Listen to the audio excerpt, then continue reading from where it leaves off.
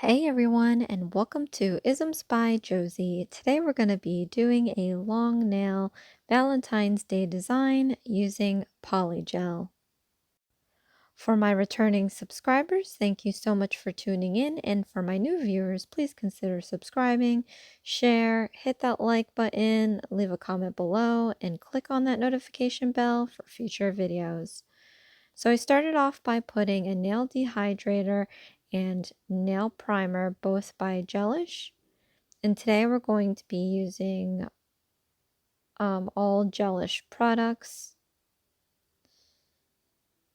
with the exception of this nail form. This nail form is by Mia's Secret. If you've seen in my previous videos, the other nail forms that I have are by Hand and Nail Harmony, which is a sister company, I guess, of Gelish. And those nail forms are somewhat shorter than these ones.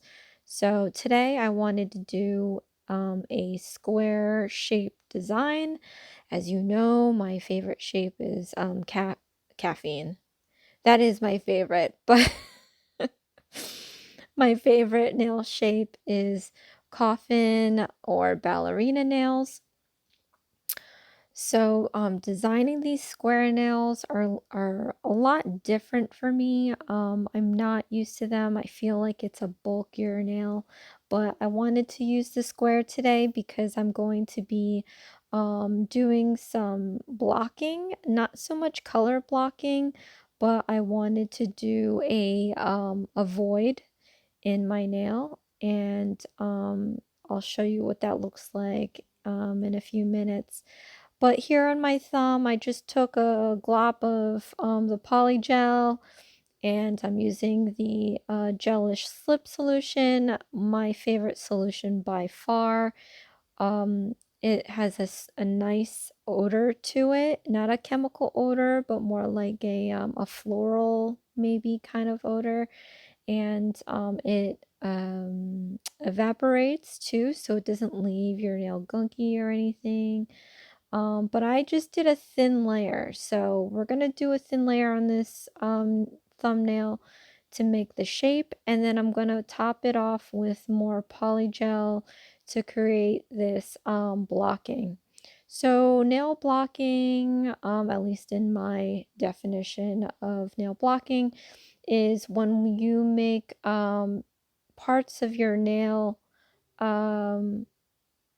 to any geometric shape rather than putting it throughout the full nail. So here I'm going to put this strip on a bias. So I applied my polygel enough to just settle around the base of my nail and off to the right. And I'm trying to make this line here very crisp. I'm giving that a cure, and then after I do that, I'm going to put another dollop of this polygel, and we're going to do the lower corner of the tip, and we're going to do the same technique of just spreading this out where I need it to be, and then crisping up the lines using my brush. And I frequently had gone back to my I guess stamping dish is what they call it, I don't know, with the slip solution, and using that so that it glides easier on the polygel. And I love this polygel, as I said in my previous videos, because it's very firm. You place it where you want to place it, and it won't slip, it won't level off. It's going to stay where you put it until you manipulate it. So for this kind of a design, you definitely need a polygel like that, that's giving like that, so you don't have to keep chasing it around before you cure. But there's a number of ways you could do this. I could have done the full, I could have done a thin layer of the nail and then did another full layer on top, and then cut out the void with a X-Acto knife, but you know, let's try not using dangerous weapons. No. So I just decided to freeform it myself. So after giving that a cure, I'm going to remove the nail form, see how it's looking. And we're going to move on to the next nails. You definitely want to make it at least strong enough that it won't fall apart while you're doing your other nails, or if you're the type of person to finish one nail before moving on, that's fine. But I like to do, I like, if I'm using a medium like polygel and I know it's going on every finger, then I like to finish that first before moving on to any other materials needed. So again, I'm putting a nail form on my index finger, and we're just going to be doing this with the remainder of the fingers. I'm not going to show every single finger, but the void nail design is going to go on the thumbnail and the ring finger, and then the full polygel nail that I'm doing now with my index finger is also going to go on the middle and pinky finger. So that should save some time on this already long video.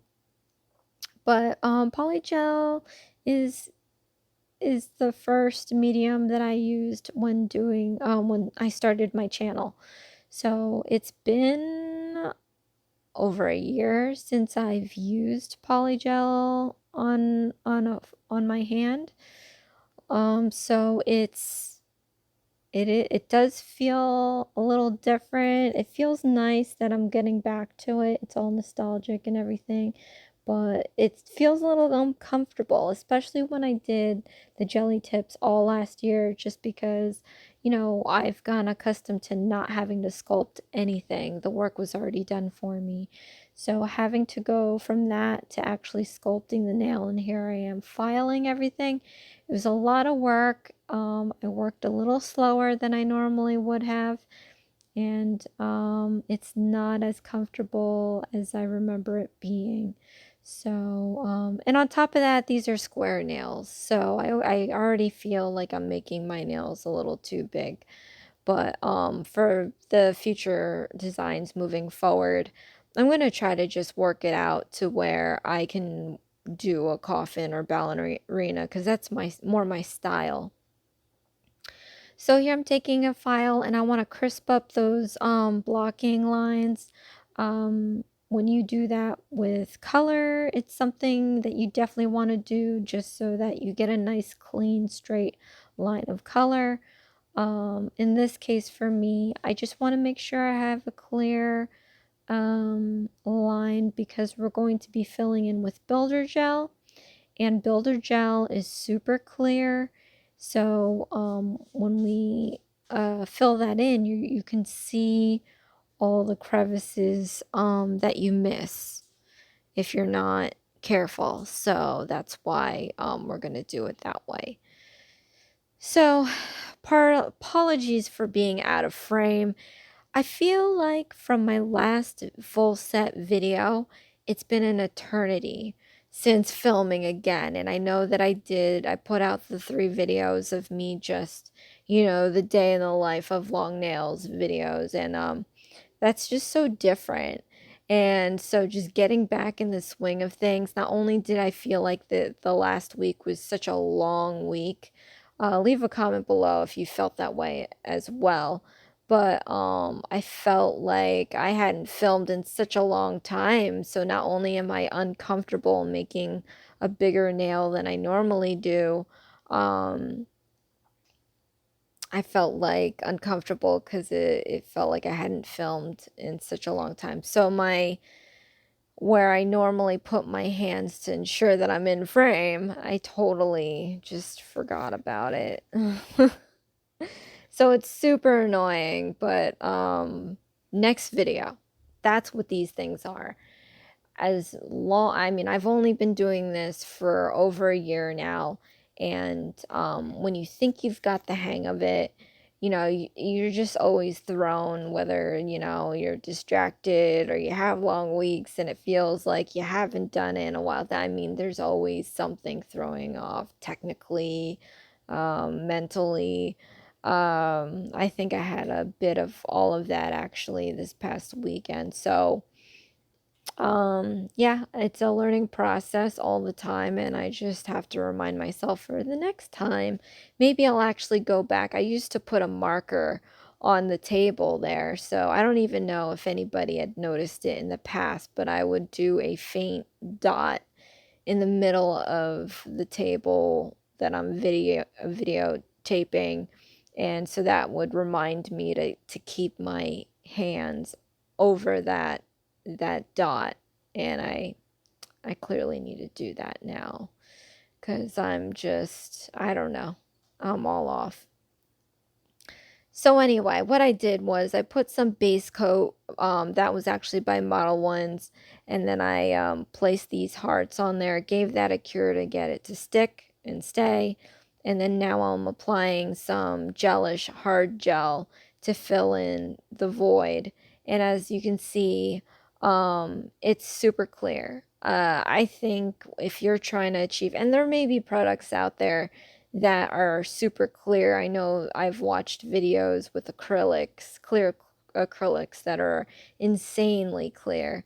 But I feel like if you don't have that time or the resources to find out which is the clearest product, I would definitely suggest a builder gel or a hard gel because that's just naturally, well, naturally, but it's just usually super clear. So after I filled that in, I gave it a cure, and I'm going to go back in to file this smooth. And this was a pain in the butt because I had to already make this nail big to make the square. I did a long, on these Mia Secret forms, I used the XL line. So these are technically XL nails. And then I have to make them square, so they're already bigger than that way. And then I had to make them thicker so that I can fit these hearts. The hearts were kind of raised, so I need to make it thick enough to build this ledge that the builder gel can just fill in and cover the hearts so that when I do file, I'm not going to file into the heart. That sounds morbid. But anyway, so filing builder gel, as I recall, is a pain in the butt. It's so liquidy, you wouldn't think, but when you cure that sucker, it does have some elasticity in it. It's not as strong as acrylic, and I feel like it's not as strong as polygel. But filing that sucker, oh my gosh, I feel like polygel is a soft substance to file. So it is a sturdier nail compared to a builder gel. But when you're filing polygel, it's like butter. Like it's so much easier. Definitely easier than acrylic too. But I guess for filing, I would prefer polygel. Now, builder gel, on the other hand, that's a weird sucker. So as flexible as it is compared to the polygel, filing builder gel is rough. Like I was, as you can see, I'm still doing just my thumb, and it just took me forever. And I was like, wow, these new files, first of all, I think the hand and nail harmony files kind of suck. And I wouldn't normally say that, but the cheaper ones that I've purchased on Amazon that I usually link in my videos when I'm showing filing, last me for a long time. This I bought, that you saw when I bought it around Christmas time, and I've used it less than a handful of times, and right now I feel like all the grit off the file is gone, and it made me wonder, like, oh, am I using the right number file? And I'm like, yeah, I think the larger the number, the finer the file. So it's like, okay, I need to get the lower number. And I'm using the lower number, but it doesn't even feel that way. And I actually thought as when it going as far as taking out my old reliable files and comparing the two. But I was like, let's not do that. You know, I don't want to get more upset than I already was just sitting here trying to file all night this stinking builder gel. But but anyway, that's my mini rant. But yeah, it just took forever, so shaping it was not such a good time, and it's already like a little thicker nail. So my thumbnail and my ring finger are going to be thicker nails than the rest of the nails because they are like, you know, leveling off with these hearts that are kind of thick. And I thought about using these other hearts that I used in my previous videos that were more sequin size and were thinner. But I was like, no, I can't do that. I had this idea planned out from like, you know, when I opened that Beatles kit. So I knew that like I wanted to use this and I wanted to use the hearts in that way. So I was already elbows deep. Anyway, so for the thumbnail and ring finger, I just used some clear tape to tape off the void, and I'm putting on this wow, what color is this?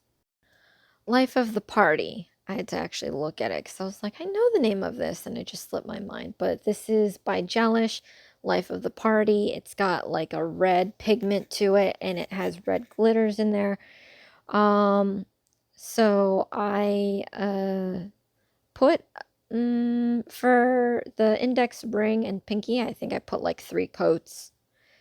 And then for the thumb and the ring, I just kind of patted, I think it might have been a couple of coats. I don't know if it was 3 coats. I don't remember, but because they were smaller spaces, I could pat the brush on there to leave a thicker layer.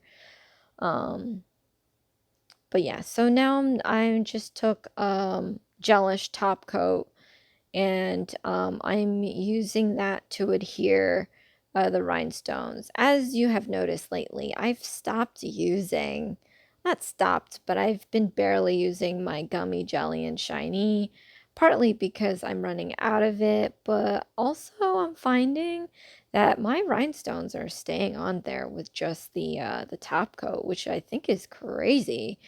I mean, I guess it makes sense because these rhinestones aren't super large, but even the largest piece I put on my pinky, um, for the set, oh, spoiler alert, um, and, yeah, it's a good hold, so I don't know. I don't know. I think I've been tricking myself this whole entire time, thinking that I had to use gummy jelly and shiny this whole entire time.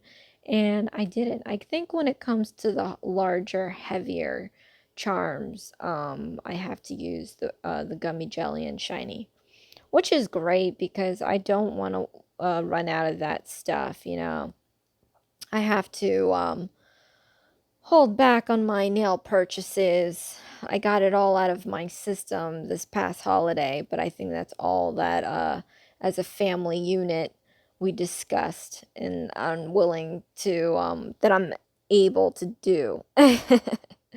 So I might have to wait for my birthday or Christmas again before I'm allowed to make large purchases. I mean, they're not large. I mean, we're very frugal, especially you know, during these pandemic times. I mean, I think it's at the tail end of it, but we're still just being a little frugal until, you know, we feel comfortable enough. So it's the stuff that we spend money on is, you know, do we really need it kind of a thing.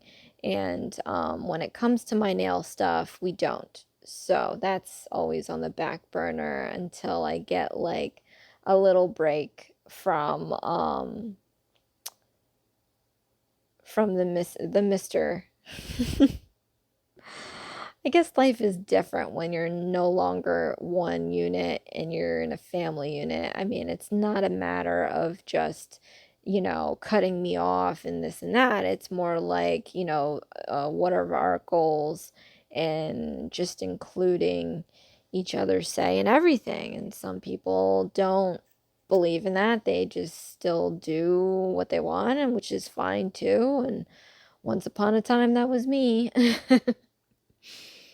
But no, it's always good to have that open communication just because, you know, you don't want to like piss anybody off. But and it also puts me in check. Like it was a hot minute, you know, a long hot minute while back where I was just Amazoning things left and right, and now I kind of, you know, I don't even have that hooked up anymore with that one click. So, yeah, it's a good change. But anyway, so on my ring and middle finger and index finger, I'm just drawing up a heart with these rhinestones. I love these rhinestones. I've used them for my July birthstone nail design, and since I have a ton of it, I just like threw it all there on the table there, and I'm just using up a lot of different sizes to make this heart. I really like the reflective color that it's making because it's supposed to be like I forget what kind of red it was on Amazon, but to me it looks like a ruby color. But because it's like an iridescent ruby color, it's giving off many different colors. Like in one aspect it's blue, another aspect it's purple, another aspect it's orange. So I think it works very well. If you can see my ring finger there, with all those different color hearts, I feel like it's like a runway filled with, lined with these colorful lights, and it's just ruby rhinestone, iridescent ruby rhinestones. So I'm really loving that. And it's such a different, they're all the same rhinestones, but they have such a completely different look on the ring, the middle finger and the index finger, because the backdrop is just straight up red. So that's the thing that I like about iridescent colors. Like it'll be just a plain color, but whatever it's near, it reflects a different color than what it is. So leave a comment below if you like that kind of a look. I love it, and you know, I blinged myself out with iridescent stones on my wedding. So for the pinky nail, I figured, you know what, I'm gonna try each shape, that because that's just who I am. So I'm lining it. The centerpiece is the largest circle they have there in the bunch, and then I'm just you know, picking down the sizes for each rhinestone thereafter. And it didn't all fit in a straight line, so I'm giving it a little curve at the end to give it some sort of elegant twist, I guess. But after curing that, I just nail cleansed off any wax from the pencil and applying this Nourish Cuticle Oil by Gelish, rubbing it on each finger, making sure that my dry AF hands get moisturized. But this is the end result. I'm loving that pop of red. Like, it's a color that I normally don't wear, so when I see it's like, whoa. And of course, all that color coming from the rhinestones is just amazing to me. It's so pretty. And it's so weird with the thumb and the ring finger. There's dimension there that's forming with that void. And you can actually see the thickness of those hearts. It's not like it's a thin heart. Those heart pieces were kind of thick, making a thick nail. At any rate, this is Isms by Josie. Please share, like, and subscribe for future videos. And join me again. I'm going to try to fit a bonus video doing short nails for you guys to do another Valentine's Day design before the holiday. And then we have my regular weekend nail video. But thank you so much for tuning in. I'll see you next time. Thanks. Bye.